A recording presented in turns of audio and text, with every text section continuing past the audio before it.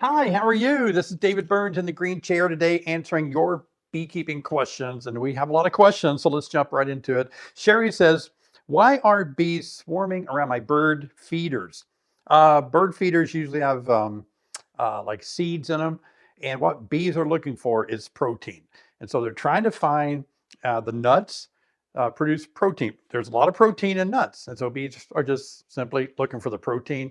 And you'll see the bees, especially in late winter or spring around bird feeders. And also you'll see them maybe if you feed your dogs or other animals outdoors where you have more protein in that food, bees will be there to get the little dusty particles that they will use for protein. One of the alternatives, if the weather's nice and your bees are flying, then you could buy some protein powder such, I think Man Lake sells it, Daydant sells it.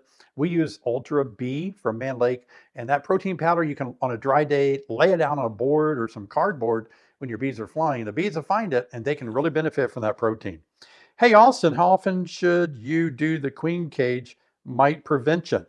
That's when I cage the queen for about a week, and I like to do it once somewhere along the lines of September, maybe August, September, October, once a week, and you're going to be able to prevent the queen from laying for 7 days, which is about 7,000 eggs that won't be laid. Only do it if your hive is very nicely, heavily populated. If you're struggling to get winter bees built up, don't cage her, you need the brood. But if you got a good population, a lot of bees in there, cage her, because mites reproduce in the capped cells. So the less bee brood, the less mite brood there is as well. Once a week, in Illinois, I'm going to do it probably August, September, October. That really works out well for me. All right, Lunchbox 504. Is it okay to feed your bees outside the hive? First year beekeeper here. I caught 2 swarms last summer. Congratulations for catching 2 swarms. Feeding your bees outside the hive is a really good idea. I do it all the time. However, in some states, it's not allowed because there could be diseases transmitted if you're feeding sugar water in an open place outdoors. The other thing to think about, don't feed sugar water anywhere close to your bees, especially in the fall. It will induce robbing in all your hives.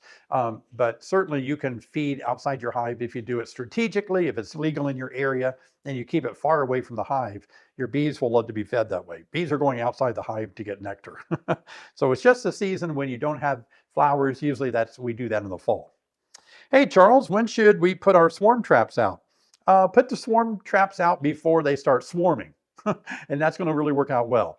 I'm not sure where you live, Charles, but in Illinois, we start swarming about the first week in May. So if you could have those traps out, a couple of weeks before that, that'll give you a head start. By the way, this is raw and unedited. I just sit down and answer your questions, so you get all my bloopers as I talk. All right. Brad. Hey, Brad, how are you doing? How long do you leave a hive queenless before requeening? Oh, yeah, that's a good question. So let's say you have a queen that you want to replace. So you go in and you remove the queen because she's either too aggressive, her progeny is, or maybe she's failing and you can tell a bad brood pattern as a result of her not laying good. Kill the queen. And I always like to wait 24 hours. Get nitpicky if you want and tell me it's only 12 hours or 1 hour or 2 hours. 24 works pretty good every time, about a day, but you can go a little bit sooner than that, but not a whole lot. All right, Johnny, while using a winter bee kind, does the chance of robbing increase on warm winter days when bees start flying briefly? I've always thought that it might, but I've never seen that happen. I think it's possible, but I just don't see it. Yeah, the winter bee kind only has a really small opening to it, so I don't know. It's not been a problem for me, but it's a possibility. I think if you do see it, you should duct tape that opening up there, something like that, if you do start to see it. Hey, Alex, what's your opinion with using mini queen mating nooks, mating boxes, after queen hatches to maximize mated queen production in space? How long can they stay in there? And after mated, before needing to be put in an actual nuke? Yeah, I've got some behind me on the shelf. I'm not sure if they're in the scene. I've featured them before. I used to use these tiny little mini mating nooks. I don't like them. They expand too quickly. They get crowded too quickly. They get hot too quickly. It's more work for me to do that. So it's just going to be, you run out of room really fast. Yeah. Hey, Gary. Good to see you, Gary. Gary, appreciate you being on our live streams all the time. You're a great one to help out too. Your efforts to make our live stream better in the chat does not go unnoticed, Gary. Thank you, buddy. I appreciate that. Yeah, you give some good answers too. I have my opinion, but curious about yours, David Burns. OA has an expiration date, but I have been told as long as it has been kept dry, it will still be good. Your thoughts? My thoughts are always to stay with the label. Yeah. I mean, I'm not going to, recommend that we use outdated treatments. I don't think so. In fact, Formic Pro, if you go past the expiration date on Formic Pro, what happens is it's hard on bees because the material that allows the Formic Pro to vaporize out, it actually deteriorates with age, and it allows more of the vapors to get out a little too quickly on Formic Pro, formic acid. So some people think the opposite, like expiration date means it's not as strong. Formic Pro, much stronger. That may be why some people lose their queens. They're using outdated pads and it's too strong. But on OA, I'm not going to speak to that because I really don't know. But I just think there's a reason there's an expiration date. Yeah. All right, Bill, I live near Chattanooga. I think that's a beautiful area of Tennessee. When should I do my first hive inspection? Oh, this is great, Bill. Never matters where you live. It really doesn't. You can live in Alaska. You can live in the tip of Florida, Key West. I mean, you can live in California, New York, anywhere. It doesn't matter where you live, but thanks for telling me. What matters is the temperature. That's what matters. And the temperature is going to be the same in honeybee biology no matter where you live. Nothing changes. And so you need to do your first inspection when it's warm enough, which is 65 degrees Fahrenheit or higher. Then you're not going to damage the pupae when you pull frames of pupa out. They're more sensitive to temperature. Rich, forecast above 32, that's Fahrenheit, I assume, as low, 32 as low next 7 days. Let me read that again. Forecast above 32, as low temperatures, that's your low at night. Is that what you're saying? I removed my insulation. Good move? Your thoughts? That's the opinion. I'm going to give you my opinion. If it's going to warm up in the daytime, which it must be going to if it's 32 at night, and it's sunny, well, that sun hits your bee box and that can warm it up. But if it's insulated, then the sun hits the insulation and doesn't make its way to heat up the hive as much if it came into direct contact with the wood box. Yeah. Hey, Mike. David, bees are all in top eating winter bee kind candy, full super filled before winter. Any thoughts why? Yeah, bees are going to go for what's easy. Look, I've seen it both ways. I've seen my bees eat the winter bee kind board and to keep their honey without touching it. I've seen my bees eat the honey first and then the winter bee kind board. If I was a bee, I would eat the winter bee kind board first because I've worked hard to put this honey in storage. I don't want to break open the vault of my delicious honey until I take the free stuff the beekeeper's given me. But I'm not a bee, but that's what I would do. Hey, Garrison, what's the difference between the OA and the wood bleach? Wood bleach is not legalized treatment for honeybees. It's not. For the most part, people are going to say it's the same thing. It is slightly different. Can it be used? Can it have the same results? I'm not going to speak to that because my position is follow the label. There's a reason that labels and treatments have been tested, and there's a reason we follow that. I know that we think differently about bees than we do our own, human anatomy, but there's a reason they tell you not to use grandma's medicine. Because when doctors prescribe medication, they have a lot more knowledge of the physiology of the person they're prescribing the medicine to, like the weight, their age, any other health conditions. And if somebody else willy-nilly starts taking that medicine, they may be overweight, underweight. The medicine may work too much and affect your liver and other things. So most people know not to take medicine that's not prescribed to you. But with honeybees, it seems like people don't care.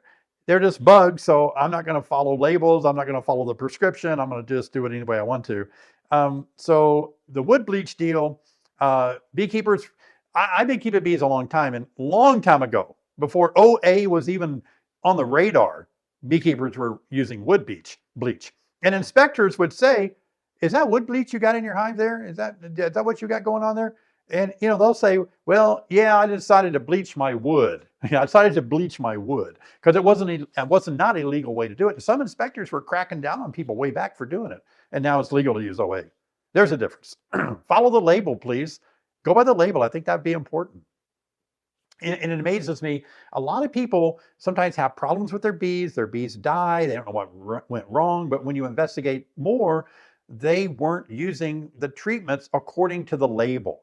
And so then it's like, well, I don't know how to really do a forensic analysis of why your bees died because you were using a different concoction. You were using something too much, too often, twice as much and all that, All right. So if you do it by the label, you got more forensic understanding of how to determine why your bees may have died. Ready? David, is one mite treatment better for first treatment come spring? Is one mite treatment, maybe better than another? Is that what you mean? Formic, oxalic acid. Second is better for fall. Third going on. I said on my latest live stream last night, by the way, that's where most of these questions, we always start questions that I don't get to, my team does, and then I go back today and answer them. I think that's going to be totally a beekeeper's perspective. So before you go down the treatment avenue, the treatment path, what you need to do is don't rely on other people. Don't rely on social media. Don't rely on YouTube videos. And I know I make YouTube videos. You'll never see me make a video where I tell you only use this treatment. I don't do that because all treatments depend on the size of your hive, the hive configuration, the frame of bees or brood. It depends on the weather, depends on if you have supers on or supers off. It depends on your mite count, whether you're trying to do a flash kill a bunch of mites at once, or you're wanting to keep your mite levels low and slow. So there's no answer without looking at your hive, inspecting it, knowing your season and all that. So that's why you have to do that. That's why you have to look online, review all the treatments, all the information is there. Let's say you want to use formic acid or oxalic acid. All the information is there. If you want to use Viroxan, the new one, the information is there. The temperature, how many strips you put in, where you put the strips, if you can use supers on or off. If you don't want to do the work and you just want to have somebody tell you, you may get wrong information. So if you go down the treatment path, if that's what you're wanting to do, become a very intelligent individual knowing all the different treatments and when you would use them. Some do work better in the spring, some work better in the fall.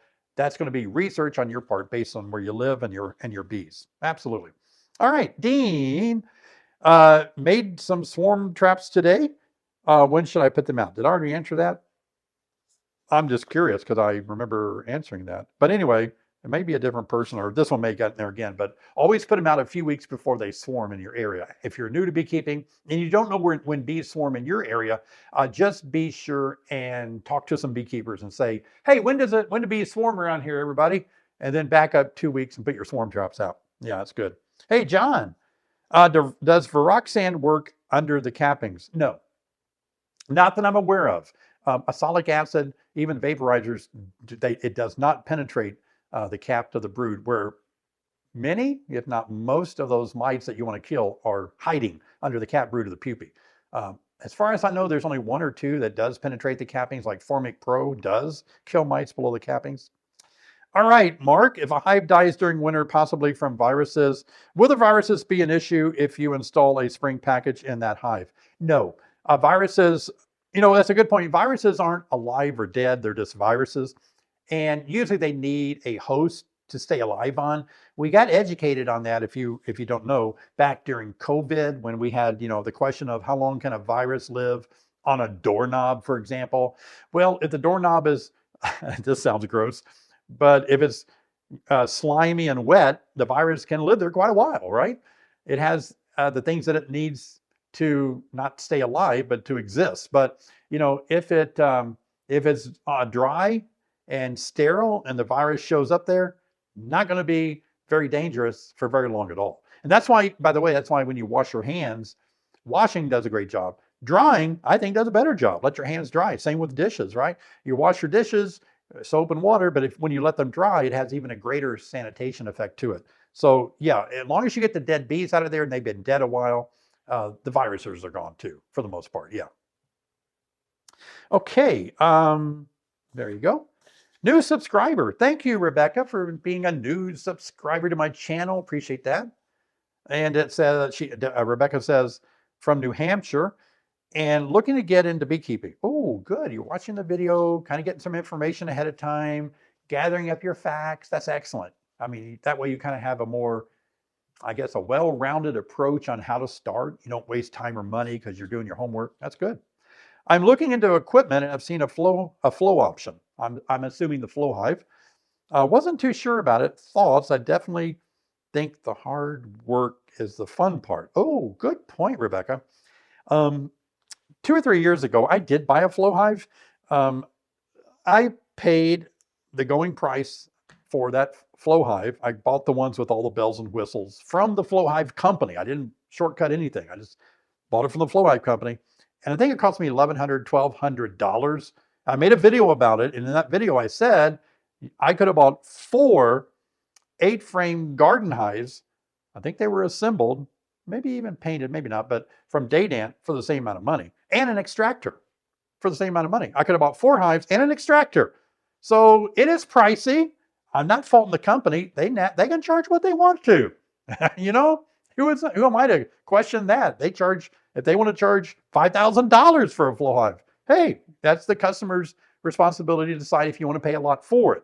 But if you're cutting corners and you don't have a bank full of money, then there's cheaper ways to get started. Here's the deal, Rebecca. You don't know yet if you're going to love beekeeping. And so I think, personally, my opinion is if I'm going to start something I don't know if I'm going to love or not, I'm going to start with something that doesn't cost me a lot of money. In case I have to throw it away or put it in a corner, I haven't lost a lot of money. But once I find out I love it, I might buy something a little more expensive because I want quality that will support me for a long time. By the way, that's why I don't have a tattoo anywhere on my body. Not opposed to tattoos. In fact, I love a tattoo. Leave a comment if you think of a tattoo that would look good on me. But I have so many interests, and some of my interests have come and gone. So I'm thankful I didn't get a tattoo because I'd be wearing this tattoo of something I don't like doing anymore. And I'd have to make it something else out of it. So my problems with tattoos are they're going to last forever, and I got to choose carefully. So that's the way with your question here. I think flow hives have worked great for a lot of people. They really have. For me personally, it has not worked as good as my Langstroth hives in producing honey. I don't know why that is. I've tried 2 years in a row, and the first year it took them forever to make honey, and then it was never dried down good. Last year they made more honey, but it wasn't dried down good. And it was anytime I speak about in a negative way about flow hive, I get attacked on my channel here because a lot of you love flow hives and you've had brilliant success with it. You've just had barrels of honey and it's wonderful. And I envy you. I can't get mine to do what yours does. And I mean, the idea, it shouldn't be me. The idea is you put bees in it, right? And then they fill it up and you turn a crank. And I thought it would be really easy. It hasn't been easy for me. My Langstroths have been just producing honey like crazy right next to the flow hives. And the flow hive just is always behind, and it's always too much moisture. Last year, I harvested some. I made videos of harvesting it. It was just too much moisture. It turned to vinegar on me. I don't sell my honey, but it just turned to vinegar. In fact, a guy wanted to buy a jar of it that was working on my house. And I said, no, that's vinegar. Anyway, you can run a flow hive. They cost a little bit more money, but I would probably encourage you, unless you just want to throw some money and you don't care how much it costs, I'd encourage you to start with something a little more cost effective until you realize I love it. And then you could do what I do, buy a flow hive, see how it works. Yeah. Hey, Justin, will bees repair damaged cells on the frames with drawn out comb? They will, anytime there's, like if you give a damaged frame to a beehive, especially in the spring when they're making wax readily from the nectar they're gathering, they're going to make it look beautiful. They will repair damaged comb. David, hey Gene, by the way, what if a hive is honey bound, but the temperature is below 55 to get into the hive? What can be done? Yeah, Gene, you ought to just hold your course and wait for warmer weather. I think you should. If it's that cold, the bees aren't flying heavily, they're not producing a lot of brood yet at that temperature, just hold your course until it warms up where you can maybe harvest some of those frames and put it back in there and make room for the queen to lay. Elizabeth, how are you today? I found white and black mold, not much, and condensation on the top of my hive cover. I have pollen patties on the top of the frames. How is there that much moisture in there, and what do you recommend? The reason there's so much moisture in a hive is because bees produce moisture. Even if you go crazy and insulate the heck out of it, bees produce moisture. Just like we produce moisture when we breathe out, there's a humid breath that will come out. Bees produce moisture. Of course, the insulation helps because it cuts down on the contrasting temperatures between hot and cold that makes a lot of condensation in a hive. But in your case, you might have considered insulating the top cover more. That helps a lot, but that's just how it's going to be. What do you recommend? There you go. Insulate the top cover a little bit better.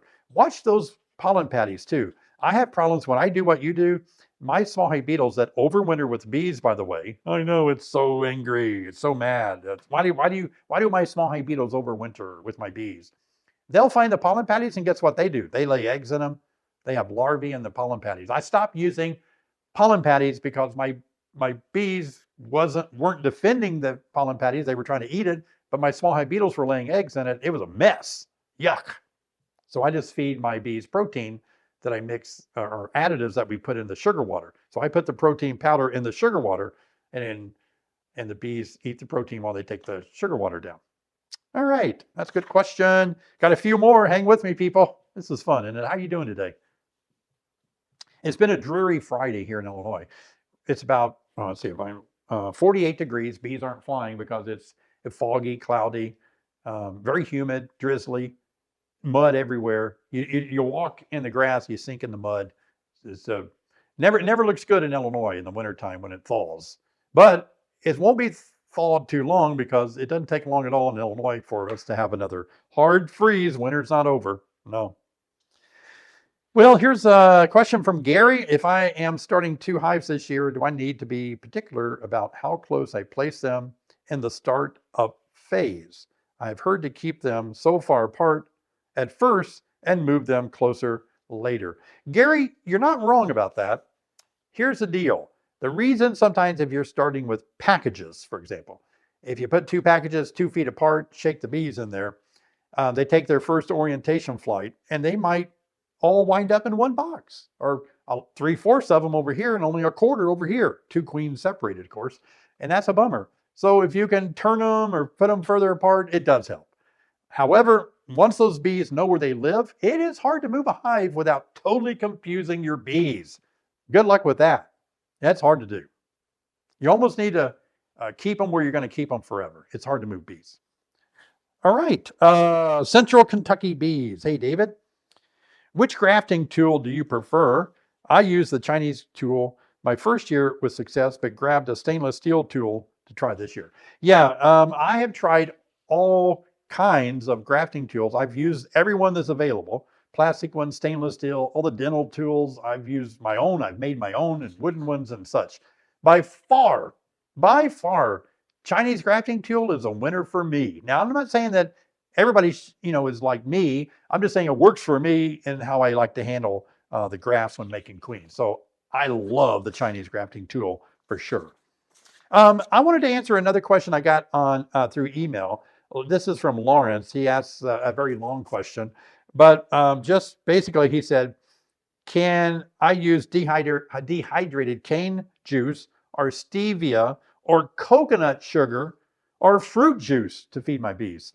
And I guess, Lawrence, the best way to answer that is bees love sweet stuff. I don't know if any of these things have been tested to see if they might have a negative effect on bees. Obviously, fruit juice, it depends on the additives, of course, but bees will go to fruit that's been opened up, like a torn grape in a vineyard that's already opened up by the birds. The bees will go there and slurp up sugar. Hey, here's a shocking story or news flash.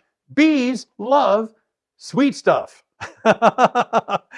I'm so amazed that people are shocked that, oh, I made this fondant, or I bought this fondant, or I bought that thing, and bees love it. Anything sweet. I did a video, bees love alcohol. Have you watched the video that I made where I took vodka and I fed bees in a in a bird bath. I fed them 100, well, pure vodka. They loved it. It's sugar, people. Alcohol. Most alcohol is made of sugar, some type of sugar, and they loved it. And I dismissed the idea that bees get drunk and they're not allowed back in the hive. That's not true at all. I filmed it. They're fine. They fly back. They're happy. Who wouldn't be, right? Lawrence, your other question is, can I put a queen in a swarm trap to help other bees come in? Not a good idea, Lawrence, because queens really need to be taken care of by other bees. She'll die without other bees in there helping her. If you put attendants in there with her, they will die pretty quickly too, or they'll get too old to help her. For example, a nurse bee that's feeding royal jelly from their hypopharyngeal glands, they won't be able to make the royal jelly after about day 12, and so they can't feed the queen anymore. So that's going to be rough. A queen needs to be in her hive. Yeah, I kind of don't recommend that. All right, here's another question from Kenny. Thank you. Oh, I must have responded. Thank you for your response yesterday. I watched your last video and it was very helpful. I also watched the video of the honeybee kind candy video. Okay, it's not a honeybee kind. A lot of people say that. It's called a winter bee kind. My daughter named it that when we first invented them many years ago. It's called a winter bee kind. I can't say thank you enough. I am hoping for the best with my bees that I have left. Last question is, if I lose all my bees, will it be okay to put a nuke or a package in my hive since I have good resources, but possibility of mites in the brood? How soon would I treat them, or can I treat the frames themselves before I install the new bees in the spring? Thank you, David, for all the information all that you guys do. I do apologize for the questions and emails. I am new to this, and you can tell and ask these questions online, but I'm afraid that I would get confused from all of the other information from others. Well, that's a good point. Yeah, it is confusing, a lot of information. First thing, can't really wrap my mind, Kenny, around your question as well as I should here. I know you know what you're trying to ask, but I'm not saying you worded it wrong. I'm just saying it's a little bit hard to wrap my mind around it. You mentioned that maybe I'm hoping for the best with what bees I have left. So you have bees right now. And so these bees, will it be okay to put a nuke or a package in my hive since I have good resources? So are you asking that you want to put a package or a nuke with an existing group of bees? Or are you saying that if the bees die, you would like to use all that equipment, the frames with resources on it, and put a new package or a nuke in place of the bees that died? So let me just hit both of those in case I make it 1 out of 2. So I think let's take the first one. If your bees are alive, can you add a package to it or a nucleus to it? Going to be easy to add a package, but don't add the queen. You have to buy a queenless package or use that queen somewhere else. But yeah, you should use a newspaper trick, I think. Put a newspaper down and let the bees, like in a box, and let the bees go through the newspaper. But the other question is, can you add a package to old equipment where the bees died? Yes, that's usually A-okay unless your bees died of a disease. If they didn't, if they died of cold weather, low population, whatever, okay, you got resources in there, use all those frames and everything to help your bees really succeed and get a head start. That'll help them so much. Anytime you can use drawn comb in a new package, if you're starting over again, it's really going to help your bees just get a jump on it. The queen can start laying, population gets built up really fast. That is so good. Well, all these questions that I presented today were left over from my live stream that we had last night. And that live stream is really what I enjoy doing so much now on Thursday night. The only thing that I hate about live stream is that some of you haven't found out about it and you're not there. And I don't know why you're not. So every Thursday night, I'm on my live stream and I'm being assisted by Sherry and Jessica and Robbie to help you guys. I have a teaching on beekeeping. I have question and answer time. We have giveaways. We have spin the wheel to see what you might win. It's a fun time for beekeepers to get together. Hundreds of beekeepers, hundreds upon hundreds of beekeepers show up every Wednesday night. I'd love for you to be there. Here's a link right here to follow. Please join me on my live stream. This is a place where you can ask your questions. You might be wondering, how do these people ask David all these questions? I don't know how to get a hold of him. That's the best way. I'm live. You're live. You can ask me a question. I make myself available. I'm a certified master beekeeper with the Eastern Apicultural Society of North America. and I know a thing or two, not three, but I know a thing or two. So I'm hoping to help you understand beekeeping. Okay, I'm here for you. I got your back. I appreciate you guys. And please subscribe to my channel. It means a lot when you do. I'll see you in the next video. But before you go, I got a video that you may want to watch. And it's the one where last night I talked on the things that I won't do. I talked about, was it 20? I'm going to say between 15 and 20 things that I won't do in beekeeping. Check it out. I'll see you over there.